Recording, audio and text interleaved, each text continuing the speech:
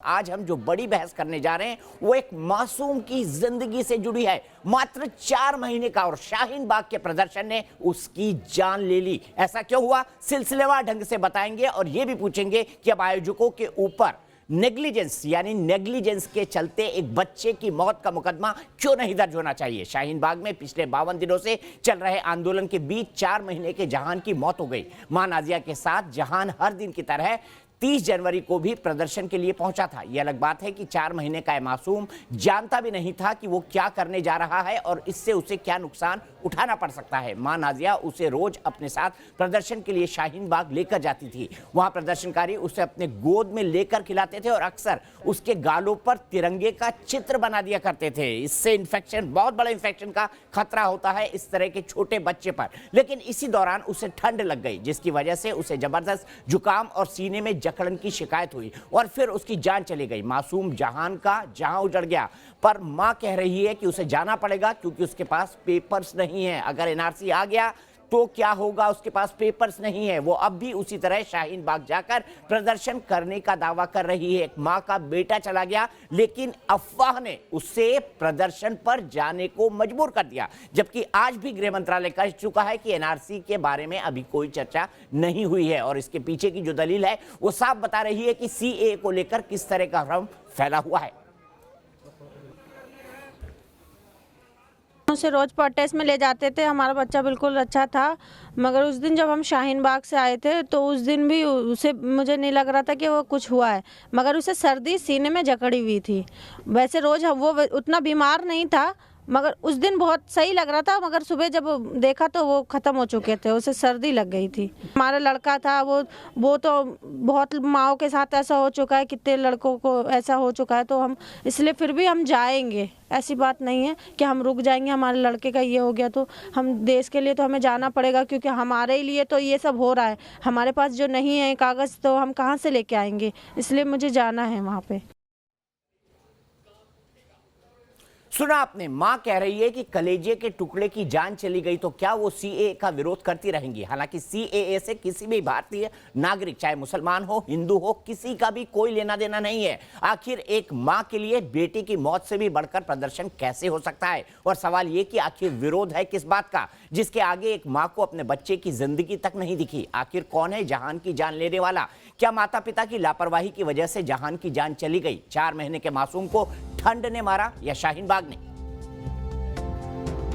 क्या सीएए और एनआरसी के नाम पर देश भर में जो अफवाह फैलाई जा रही है, इस मासूम की मौत के पीछे की वही वजह है, या फिर वो लोग गुनाहगार हैं जो देश भर में भ्रम फैला रहे हैं। वो लोग जिम्मेदार हैं जिन्होंने शाहीन बाग में पिछले 52 दिन से बिना किसी बात के विरोध की आग लगा रखी है। क्या शाहीन बाग में सीएए के खिलाफ चल रहे प्रदर्शन के आयोजकों के खिलाफ इस मामले में एफआईआर दर्ज नहीं होनी चाहिए।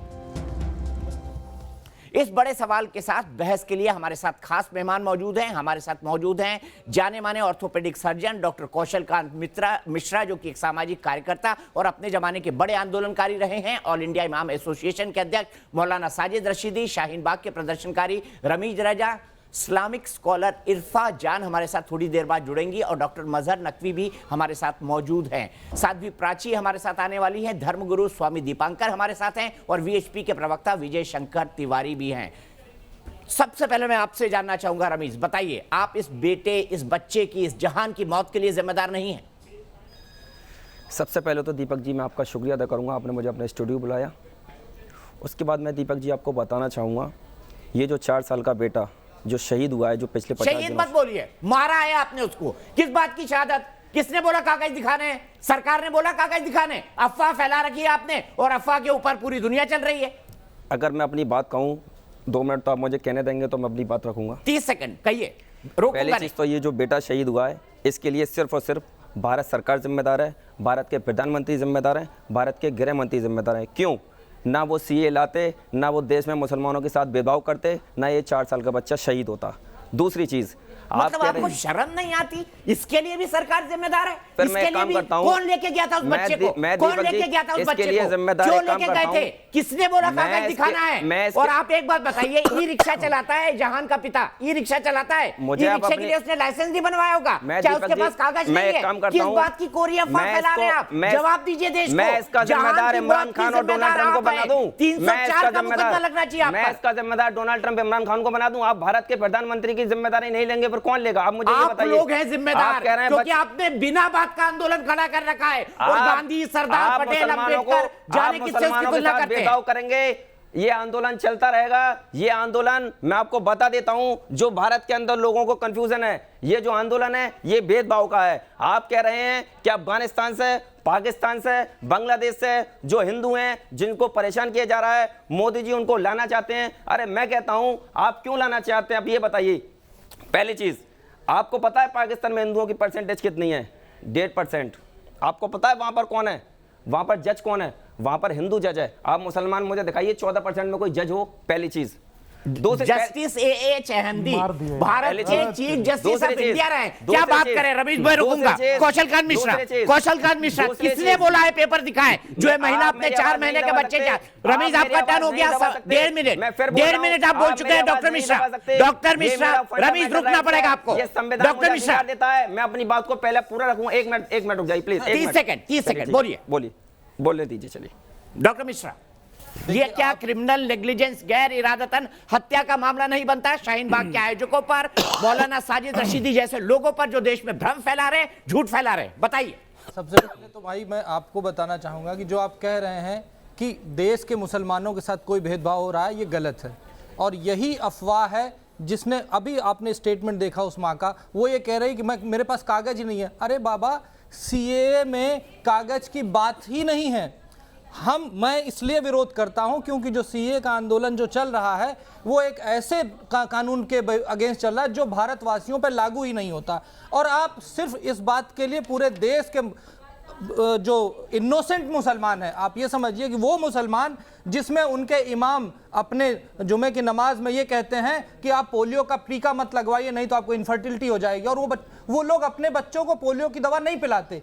ऐसी जनता जो पोलियो की खुराक को इनफर्टिलिटी का टीका मान के नहीं पिलाती, उसके लिए सीए तो एक बहुत बड़ा हवा है, वो उसको क्या समझेगी। पर मैं देश के सारे मुसलमानों से ये हाथ जोड़ के विनती करता हूं कि वो पहले सीए को समझे। ये हमारे देश के किसी भी नागरिक पे लागू नहीं होता है। ये हमारे देश के अलावा जो 3 देश हैं, पाकिस्तान, बांग्लादेश, अफगानिस्तान की माइनॉरिटीज पे लागू होता है। जैसे मुसलमान हिंदुस्तान में माइनॉरिटीज है, उसी तरीके से इन 3 देशों में नॉन मुसलमान माइनॉरिटीज हैं, ये उनके लिए लागू होता है। और वो भी ये हमेशा के लिए नहीं लागू होता कि आज से लागू हो गया और जिंदगी भर चलता रहेगा सालों तक। नहीं, ये 31 दिसंबर 2014 के बाद आने वाले किसी भी नागरिक को कोई प्रोटेक्शन नहीं देता। यानी कि आज जो नागरिक, चाहे वो हिंदू हो या मुसलमान हो, जो भी पाकिस्तान या बांग्लादेश या अफगानिस्तान से आएगा, उसको नॉर्मल सिटीजनशिप के लिए अप्लाई करना पड़ेगा। उसमें कोई भेदभाव नहीं है। मुझे 30 सेकंड दिए थे, आपने उनको 10 मिनट दे दिए। ऐसा भेदभाव कैलकुलेट कर देते हैं रवीज। ये जो विद्रोह है, ये जो आग है, मैं आपको एक चीज बता देता हूं, लेकिन गलत मुद्दों के लिए ना हो, गलत मुद्दे को लिए ना हो। मौलाना साजिद रशीदी, मेरा सीधा सवाल है, आप जैसे लोग जो स्टूडियो में बैठकर सीएए के खिलाफ कंफ्यूजन फैला रहे हैं, जो एनआरसी के खिलाफ कंफ्यूजन फैला रहे हैं, वो जहान की मौत के लिए जिम्मेदार हैं। मेरी सबसे अपील है कि मौलाना साजिद रशीदी जैसे गलत तथ्यों को लेकर सामने आने वाले मौलानाओं के खिलाफ 304 यानी गैर हरातन हत्या का मुकदमा दर्ज होना चाहिए। पहले तो मैं उस माँ को सैल्यूट करता हूं जो माँ बर्बाद कर देंगे अपनी कौम को। मौलाना साहब, बर्बाद कर देंगे अपनी कौम को, बर्बाद कर देंगे अपनी कौम को। लिखवा लीजिए मुझसे, इसी जन्म में आप भी देखेंगे, हम भी देखेंगे। बर्बाद कर देंगे इस वाणी से आप अपनी कौम को। अपने देश के संविधान को बचाने के लिए अपने बेटे की कुर्बानी देने के बाद भी अपने देश के संविधान को बचाने के लिए आ रही है। मैं उसको सलाम करता हूं, सैल्यूट करता हूं। ठीक है, साध्वी प्राची, दूसरी बात, देखिए संविधान बन गया, जल्दी कंक्लूड करिए। अब दूसरी बात सुन लीजिए। ये बात आप गृह मंत्री से पूछिए कि सीए और एनआरसी क्या है।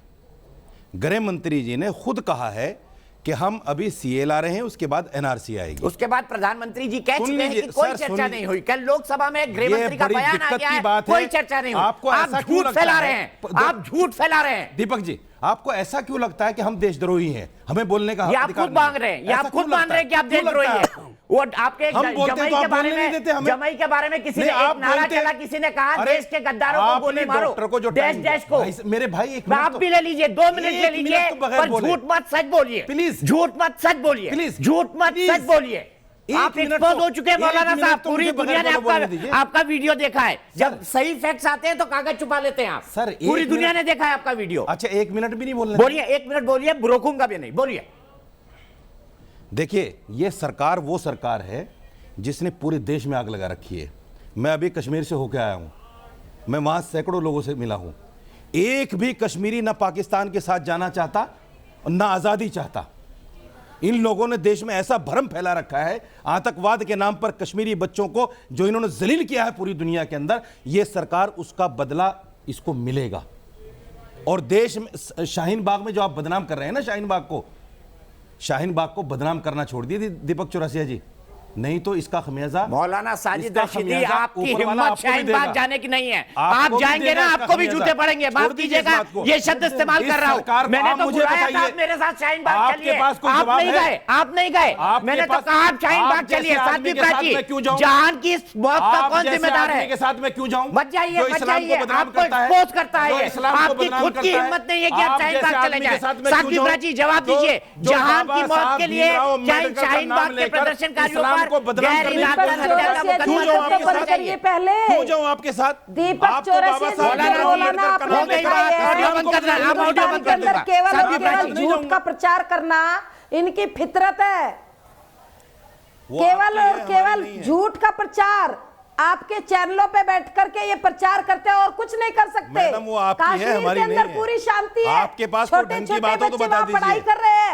ये जातियात कितना बड़ा होनी झूठ चाहिए। बोल रहे हैं आपके चैनल पे बैठ करके। ये नहीं, ये कत्ल भी करते हैं तो चर्चा नहीं होती, हम आहा भी भरते हैं तो हो जाते हैं बदनाम। अच्छा, मेरा ही शेर देश के पढ़ रहे हो? प्रधानमंत्री को बदनाम मेरा ही करने शेर का पढ़ रहे हो, मुझे बेड़ा गाली दे रहे हो? इन्होंने उठाया है। नहीं, मेरा ये शेर लोग पढ़ के उठा मुझे गाली रहे दे रहे हो? हैं। साध्वी कमाल प्राची है। जी, साध्वी अरे इनको प्राची कोई जी, डर मेरा नहीं शेर है। पढ़ के मुझे गाली दे दीपक रहे हो? चौरसिया वाह जी, वाह वाह वाह। ये शेर इन्होंने सीए लिखा अरे से किसी किसी हिंदू को भाई कोई की कविता डर पढ़ नहीं देते। है। मौलाना साहब, किसी हिंदू भाई की कविता पढ़ देते। मौलाना साहब, ये शेर आपने लिखा है, कब लिखा बता दीजिए जरा। मेरा शेर पढ़ के मुझे गाली दे रहे हो? वाह वाह वाह वाह। ये किसी शेर हिंदू आपका भाई कैसे का हो गया कविता पढ़ मौलाना साहब? देते। ये भी झूठ, ये भी झूठ। कितना झूठ बोलते हैं मौलाना साहब। ये कैसे- मौलवी हैं आप, अरे इमाम सुन तो एसोसिएशन लीजिए। के मैंने क्या झूठ बोल दिया अध्यक्ष। इसमें? साध्वी प्राची जी, जवाब दीजिए। ये शेर आपने लिखा है, मैंने ये क्या शेर झूठ आपने बोला? लिखा है, ये शेर आपने लिखा मैंने है, क्या झूठ बोल दिया? ये शेर आपने लिखा है, भाई साहब, ये शेर आपने लिखा मुसलमान का है, शेर ये है। शेर आपने लिखा है। मुसलमान का शेर है। मारे हद हो गई।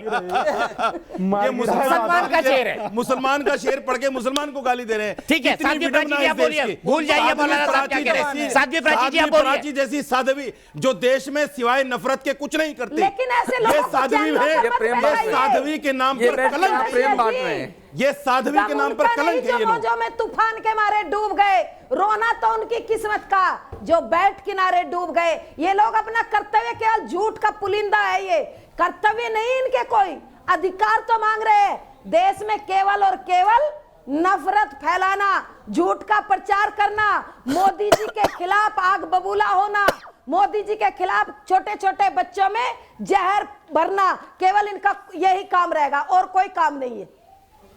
ठीक है साध्वी प्राची जी, मैं इस बहस को आगे बढ़ाऊंगा। मेरे साथ आफरा भी है, रमेश भी है, स्वामी दीपांकर भी है, विजय शंकर तिवारी भी है। लेकिन आफरा, मैं सबसे पहले जानना चाहूंगा, 4 साल के मासूम की मौत हो गई।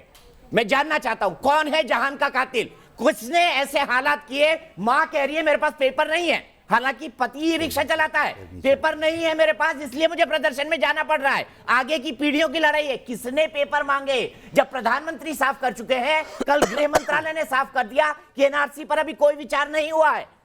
क्या आप जानते हैं असम के डिटेंशन सेंटर्स में कितने बच्चे मरे? असम में एनआरसी किसने वहाँ लगाई? 30 बच्चे की आप मौत झूठ। हुई असम के अटेंट। आप कोई भी गूगल कर लीजिए। झूठे फिगर आप मुझे सामने बताइए ना, Google- प्रूव किसी के करिए पास कहां भी का फिगर Google है, प्रूव Google करिए कहां का खोलिए। फिगर है, सर, प्रूव मैं करिए, अभी कोट उनका करिए, डेथ सर्टिफिकेट कोट लेके करिए, आऊं क्या? कोट डेथ करिए, सर्टिफिकेट उन कोट बच्चों का करिए ना, ले। किसकी रिपोर्ट है ये? कोई भी कोट आप- करिए, आप कोट करिए किसकी रिपोर्ट है? कोई भी आप जो दर्शक देख रहे हैं, आप गूगल कर दीजिए असम डिटेंशन सेंटर आप कर दीजिए ना अपने मोबाइल पर गूगल। आपके पास आप कर दीजिए अपने मेरा मोबाइल बैग पर इनके गूगल। पास है। ठीक है, ठीक है। मैं आपको मैं दिखा सिर्फ ये देती जानना हूँ। चाहता हूँ कि बिल्कुल। जहान की मौत का जिम्मेदार कौन है? आप लोग हैं जो झूठ फैला रहे हैं देश में। असम के डिटेंशन सेंटर्स में छोटे छोटे बच्चे मरे, उनकी मौत का जिम्मेदार कौन है? क्या आपने कभी ये सवाल किया है? क्या हमारे भाई बहनों ने यहाँ पे ये सवाल किया है? लेकिन उस अगर वो आप सवाल कर देंगे, सवाल ये है कि अगर एनआरसी हमारे देश में आ गई, वैसे और कितने डिटेंशन सेंटर बनेंगे और उन डिटेंशन सेंटर में और कितने बच्चे मरेंगे, ये सवाल करना भी जरूरी ठीक है। है। स्वामी दीपंकर जवाब। मैं दीपक भाई हैरत में हूँ, मगर आज जब सुबह इस बालक को लेकर खबर पड़ा तो मैं स्तब्ध हूँ इस बात कि कैसे संभव है कि एक जो चीज घटित नहीं हुई इस धरा पर, जो घटित होने की अभी कोई चर्चा नहीं। रशीदी साहब तो बहुत जिम्मेदार व्यक्ति हैं, शहीद कहकर खड़े हो रहे हैं और लोगों को भी उकसा रहे हैं। मैं ताज्जुब में इस बात से अधिक हूं, एनआरसी एनआरसी एनआरसी। यार एनआरसी ना हुई, देवकी का 8वां पुत्र हो गया, पैदा हुआ नहीं भयक्रांत पहले। अरे कहीं तो थोड़ी सी समझ रखो भाई, देश आपका, हम आपके, सरकार आपकी, तो फिर भयक्रांत क्यों? और एक बात दीपक भाई बड़ी जिम्मेदारी के साथ कहूंगा, अपने अपने दिल पर हाथ रख करके, ठीक है आप सब लोगों को एक दूसरे को क्लेम कीजिए, रशीदी साहब मुझे करें, मैं रशीदी साहब को करूं, इफ्रा जान सरकार को करे, सबको करिए। क्या वो बालक वापस आ सकता है? ठीक है, अपनी अपनी जगह सब बोलिए। आपसे मैं एक बात अपनी पूरी कर दूं आदरणीय, एक सवाल मुझे बात पूरी कर लेने दीजिए आप धर्मगुरु सर। हैं। सर मैं बोलता नहीं हूं सर मैं आपकी बात में बोला। क्या मौत में किसी इंसान का हाथ हो सकता है? सर मैं बोला आपके बारे में। वाह आप वाह धार्मिक हैं। मौलाना साहब, आप वाह, धार्मिक क्या धर्मगुरु हैं आप। क्या दार्शनिक आप तथ्य धर्मगुरु हैं, है, क्या सर। दार्शनिक तथ्य है। सर, आप डॉक्टर साहब धर्मगुरु हैं, जवाब देना देंगे, डॉक्टर साहब जवाब देंगे। कि इसके लिए नहीं, मोदी नहीं, जी और दीपक अमित जी, शाह दोनों मुझे जिम्मेदार बोल हैं। दिए। डॉक्टर साहब ये जवाब जो दीजिए। बच्चा शहीद हुआ है, वो धर्मगुरु ये जो हैं, बच्चा आप शहीद हुआ बोलिए। है, इसके लिए सिर्फ और सिर्फ बीच भारत में सरकार जिम्मेदार वो है, धर्मगुरुओं इसके का लिए मामला मोदी है। जी जिम्मेदार हैं, मुझे ये स्वामी जी ये बताइए, जिम्मेदार है। क्या पहली किसी की चीज, मौत में किसी इंसान को जिम्मेदार ठहराया जा सकता है? जहां आप की मौत रशीदी के साहब लिए जानते हैं? मौलाना साजिद रशीदी जैसे लोग जिम्मेदार हैं, क्या जो इस मौत- देश और क्या समाज मौत में ऊपर वाले झूठ की फैला तरफ से रहे नहीं हैं, होगी? जो जो झूठ फैला रहे का हैं। बच्चा बोलिए, शहीद हुआ है, बोलिए। इसके लिए सिर्फ आप और सिर्फ धर्मगुरु भारत बोलिए। सरकार अरे एक बात जिम्मेदार है। कहें। ये तो कह रहे हैं कोई जिम्मेदार नहीं होता मौत के लिए। मौलाना साहब आपके बगल में बैठे बोल रहे हैं कोई जिम्मेदार नहीं है मौत के लिए। उनसे पूछिए ना, आज इस्लाम को समझिए मौलाना साहब से। आप बच्चे हैं अभी रमीज, आप बच्चे हैं। आप मेरा मुकाबला नहीं कर सकते, समझ लीजिए भी, मुझे भी 2 मिनट समझ लीजिए। पहली चीज, भारत के अंदर जिन युवाओं को, जिन लोगों को ये गलत फहमी है कि ये प्रोटेस्ट, ये आंदोलन सिर्फ मुसलमानों का है, ये उनकी गलत फहमी है, क्योंकि वहां पर कुरान भी पढ़ा जा रहा है, वहां पर महाभारत भी पढ़ी जा रही है, वहां बाइबल भी पढ़ी जा रही है, वहां हर समाज के लोग हैं, वहां और उस समाज के लोग हैं जो संविधान को बचाना चाहते हैं, जो भारत को बचाना चाहते हैं। दीपक जी, जरा पहली वहां के चीज। 2-4 फोटो दूसरी वीडियो चीज, दिखाइए। अगर आपको दीपक जी वहां दिक्कत के है, 4-5 अगर आपको वीडियो दिक्कत है तो मैं आप वही और दिखाएंगे ये जो उनके फेवर में होंगी। और ये साध्वी प्रज्ञा को आपने ये बुला भी लिया। एक तथ्य है मैं कहना मौलाना चाहता साहब। हूँ इनको भैया दीपक कर जी को दीजिए। क्यों नहीं जाने ये लोगों दिया से कहती शाहीन बाग हैं, में? ये हिंदू लोगों से कहती जब वहाँ हैं, हर धर्म के लोग हैं, ये साध्वी तो प्रज्ञा को दीपक बुला रखा है चौरसिया आपने। जी को ये क्यों हिंदू नहीं मजहब के जाने लोगों से दिया? कहती हैं 10-10 बच्चे शाहीन पैदा बाग में कीजिए। क्यों नहीं अरे आप घुसने बताइए दिया? आपके कितने बच्चे हैं? आप बताइए साध्वी प्रज्ञा जी। भाई साहब का नाम क्या है? रमीज रमीज भाई एक बात कहें, जी बोलिए। मुझे थोड़ा सा अजीब अरे लगा इसलिए शर्म बोल आनी रहा हूं। चाहिए, बदतमीजी प्राची जी, करोगे आप तो बताइए। चैनल से भगा दीजिए ये इसको। बोल रही थी 10-10 बच्चे पैदा ये कीजिए। प्राची जी, ये गलत- जनसंख्या ये- नियंत्रण ये का इनको किसने बुला कोई रखा है? वो नहीं चल रही मेरे डिबेट। दीपक जी, आप ये आपको शाहीन बुला बाग रखा की है, डिबेट बुला है। रखा है। दीपक जी, आपकी आवाज है, शाहीन प्रजातंत्र शाहीन की बाग आवाज की है। डिबेट है। आप तो संविधान को बचा रहे हैं ना, लोगों को आप बुलाइए। सर्टिफिकेट देंगे अच्छे लोग होने का। मैं कहता कहीं से हूं, सर्टिफिकेट बिल्कुल, मिलता तो मुझे भी बिल्कुल, दिलवा मैं दीजिए। कहता तुम्हारे हूं, घर में शाहीन बाग के 40-40 अंदर बच्चे हो, मैं तो महिला और से हमारे बात घर कर में रहे हैं, 4 भी सम्मान ना से बात हो। करिए रमीज। आपका इस्लाम भी इसकी इजाजत नहीं देता कि महिला से आप पूछे कितने बच्चे ये पैदा किए महिलाएं आपने। गलत बोलती ना, हैं। माफ कीजिएगा, ये सांसद के माफ नाम कीजिएगा, पर मैं नहीं दबाएगा। अलाउ करूंगा। नहीं, मैं सर, अपने चैनल मैं पे नहीं कहता अलाउ हूं, करूंगा। ये तिवारी एक जी, सांसद है। तिवारी जी, देखो, तिवारी जी। इनके धर्म में तो पैर की जूती माना जाता है महिलाओं को। अरे आप मेरे ये सामने इस देख रहे हो, पर ना आपके डिबेट पास में बैठ ज्ञान है, करके क्या ना आपके इज्जत पास करेंगे? संविधान है। आप किस देश पर रमीज यहाँ को पर मुझसे ऑडियो बहस आउट कर रहे कर हैं? दो, आप रमीज को सांसद ऑडियो आउट जरूर कर हो। दो प्लीज। आप- रमीज आउट ऑफ टर्न नहीं है। एक अच्छी तिवारी बात जी, है, एक अच्छी बात है दीपक जी कि शाहीन बाग ने आपको घुसने नहीं दिया था, आपने शाहीन बाग को यहाँ घुसने दिया है। हाँ, और यहाँ घुसने झूठ की बरसात प्रजातंत्र हो है रही भाई। है। मौलाना साहब एक तो मिनट, पहले दिन से एक मेरे मिनट। साथ बैठे हुए झूठ हैं। की मैंने यहाँ- तो इनको बोला मेरे साथ एक- शाहीन बाग एक- चलो, डर गई है। यहाँ झूठ की बरसात कैसी हो रही है कि पाकिस्तान में तो हिंदू जज बन सकता है, लेकिन भारत में कोई हिंदू जज नहीं। एक मिनट, इनको ये नहीं पता, इनको ये नहीं पता कि अयोध्या के जजमेंट इलाहाबाद हाई कोर्ट का दीपक जी, अरे भारत का राष्ट्रपति मुसलमान हुआ है, भारत में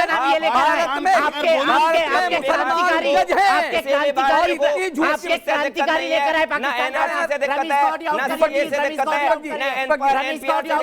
अब मैं ये कहता हूँ, रमेश मैं पूरे शो से हटा दूंगा अगर आप ऐसा अब मैं कहता हूँ ऐसे अनपढ़ लोगों को मत बिठाया करिए, जिनको ये तमीज नहीं है कि कब बात करनी कब बात नहीं करनी। आप बात कर रहे थे, मैं सारा समय सुनता रहा था, अभी आपको तमीज नहीं कि कब बात करनी कब बात नहीं करनी। दीपक जी, सबसे बड़ी बात क्या है कि आपको इसकी जड़ में जाना पड़ेगा। ये 1947 के बाद इनकी सियासत चलती रही, सरकारी सारी की सारी सरकारें ये चलाते रहे।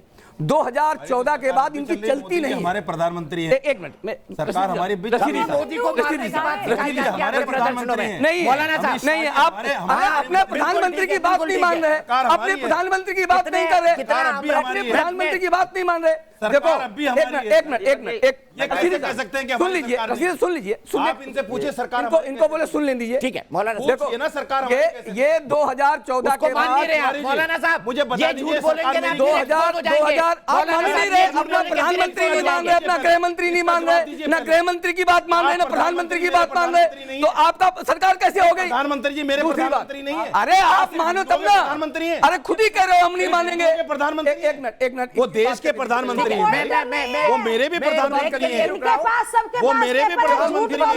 दीपक जी, हम राजी जी की तरह बात नहीं करते, ये सिर्फ हिंदी में बात करें। ये जो शाहीन बाग है, ये पहली बार शाहीन बाग नहीं हुआ, कोई रामलाल निकलेगा, कोई 2014 के बाद रूप कोई बदल शाहीन गया। ये शाहीन बाग पहली बार नहीं हो रहा, और बचे हुए अभी। ये शाहीन बाग रूप बदल के आ रहा है, कभी रोहित वेमुला के रूप में आ रहा है, कभी जेएनयू के रूप में टुकड़े टुकड़े जाएंगे। उमर खालिद इनके नेतृत्व के लीडर है, जिन्होंने कहा भारत तेरे टुकड़े होंगे इंशाल्लाह इंशाल्लाह, इनके लीडर थे वो। लेकिन शाहीन बाग में प्रदर्शन ऑर्गेनाइज करा रहे थे उमर खालिद। इस शाहीन बाग की एक विशेषता रही कि शाहीन बाग में इन्होंने अपने लोग कट्टा दे करके और अपने ऊपर गोले चलवाने किया कि फेल हो गया। सरकार ने इनको आपके ज्ञान को भी सलाम है, इनको टाली करने के लिए विवश कर दिया और अपने ही लोग भेज कर ये कट्टा से गोली दगवाते हैं। ये पता चल गया।